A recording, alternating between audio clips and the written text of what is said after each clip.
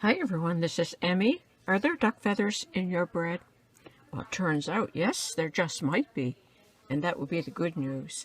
The bad news is that there just might be human hair or hog hair in your bread. And if you watch this video, I will tell you how to find out if the bread that you're eating has duck feathers, human hair, or hog hair in your bread.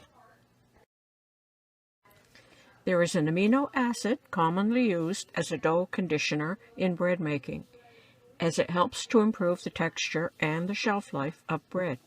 It can be derived from a variety of sources, including human hair, duck feathers, and hog hair.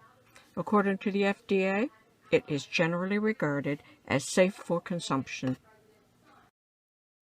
What are the health implications of consuming human hair in bread?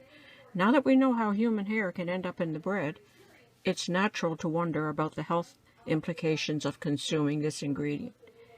Is it safe to eat bread that contains an amino acid derived from human hair or duck feathers or hog hair? The FDA says yes. It's not something that I want to eat though, so everyone can make up their own mind. So as promised, here's how to find out if your bread contains duck feathers, human hair, or hog hair. Look at the ingredient list.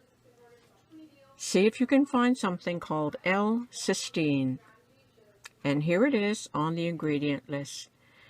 Now, is it for sure that your bread doesn't have it if it's not on the ingredient list? Probably not, because if an ingredient is under a certain amount, they are not regulated to list it in the ingredients.